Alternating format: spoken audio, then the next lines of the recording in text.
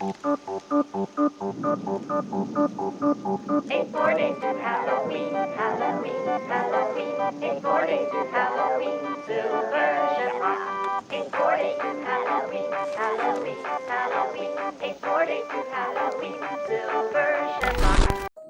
Franchise entertainment has become bland and repetitive in recent years.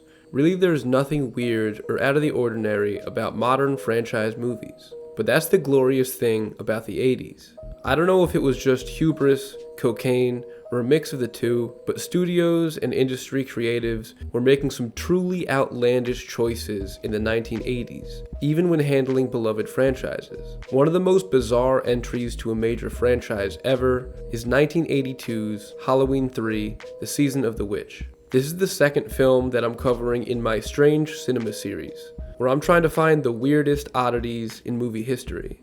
And this is a great pick for the series as our first sequel to talk about, because this film is so bizarre to its candy-coated core. Every single decision that went into the making of this film is befuddling. And I'm sure that even in the 80s, people were confused about how weird this was. After the first two Halloween movies set Michael Myers up as one of the most iconic horror villains in history, the third in the series drops him completely. John Carpenter and Deborah Hill, who created the first Halloween film, originally conceived the franchise as an anthology series, telling a new spooky story with each entry.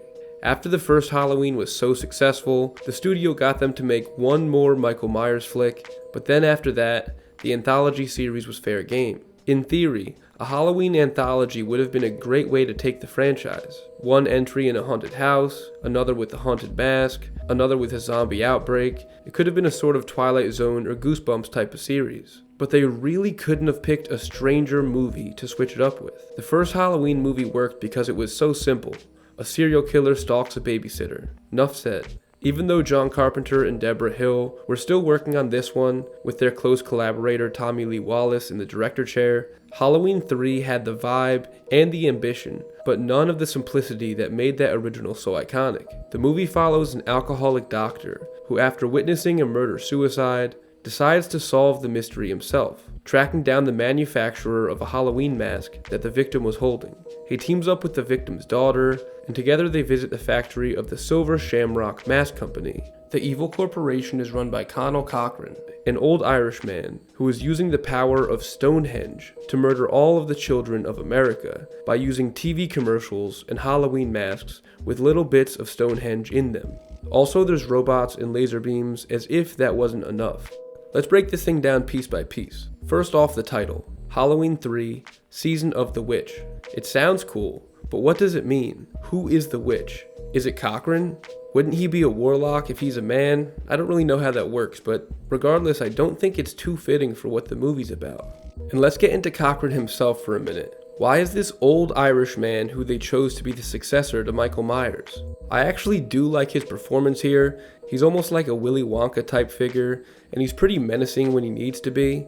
Cochran wants to punish modern children for ruining the history of what Halloween is supposed to be, according to his ancient Celtic traditions. His end goal is, I guess, to have all the children in the world tune into their TVs on 9 p.m. on Halloween while they are wearing the masks that he made. And the power of the Silver Shamrock commercial and the masks will turn the kids' heads into bugs and snakes, killing them, making a mass sacrifice in honor of ancient Samhain rituals. It's a little convoluted, but go off, King. Do your thing.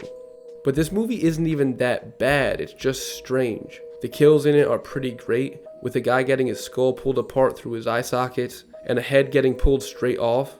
But the main event is the scene where we see Cochran put his plan in action. In one of the most unique horror movie kills I've ever seen, they kill a kid by decomposing his head and turning it into bugs and snakes. They really go there, and it's one of the coolest and most gruesome things in the whole franchise. Really, the masks in general are pretty awesome. As mixed of a reputation as this movie has, these masks have become pretty iconic. That one scene where it has shots of kids wearing the masks all around the country is one of my favorite moments of Halloween depicted on film. The Silver Shamrock commercial song is very iconic as well. It's a little annoying, but once you see the movie, it'll be playing in your head every year once Halloween season rolls around. I also love how Stonehenge just shows up with such little explanation that Cochran basically just says, "You wouldn't believe how we got it here." And that's it. Stonehenge.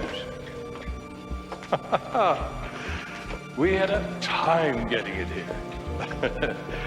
You wouldn't believe how we did it. Like, I guess we'll just take your word for it.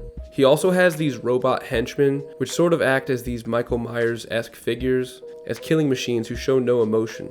But this movie isn't about the plot or the kills, it's about one man, Tom Atkins. He's sort of like a prototype of Chief Hopper from Stranger Things, and he's such an odd choice for the leading man. He's just such a regular dude who's also kind of an alcoholic. He's not a good dad or a good doctor. He's just a guy. But for some reason, they treat him like he's the coolest dude in the world. The entire movie, he makes decisions based on when he can drink and when he can have some sex. Solving the mystery and saving these children is like his third most priority. They make him irresistible to every woman in the film, which is pretty funny. He immediately starts macking on the daughter of the first guy who dies, and then they're having some pretty intense sex like 30 minutes later. Imagine going to the movies in 1982, expecting to see Michael Myers, and then you just get a very long scene of Tom Atkins titty licking a woman half his age. And he doesn't even ask her age until after they do the deed. Wait a minute. How old are you? Relax. I'm older than I look. Come on, man, get it together. And then like 2 scenes later, he's already flirting with somebody else. The plot of this movie is so all over the place. But if there's one thing guiding it forward, it's that Tom Atkins is somehow the man in this universe. There's one huge Easter egg that at one point he's flipping the channels and comes across the original Halloween on TV. This is a huge deal because it proves that this is not in the main Halloween universe, which I'm sure was a big disappointment to people back in 1982 if they were expecting to see a Michael Myers film. But what is more interesting to me was on the TV right before he switched over to Halloween. Just for a few brief seconds, you can see the only known footage of a lost Ralph Bakshi short called The Cigarette and the Weed. If you've been following my channel, then you know I'm a huge Ralph Bakshi fan. And this 3-minute short was always thought to be lost after it was shown at just a few film festivals. Somehow, some way, the only known footage of this short is this little scene in Halloween 3. It doesn't play into the film at all, except for Tom Atkins asking to change the channel, but it's such a cool little piece of animation history that shows up here for no reason at all. The movie ends just as insane as it was the whole time. Stonehenge makes Cochran glow until he disappears. Tom Atkins finds out his girlfriend is now a robot trying to kill him. Then he does his best to call the media outlets playing the commercial, but doesn't stop it in time, so presumably half of the kids in America turn to bugs. The end.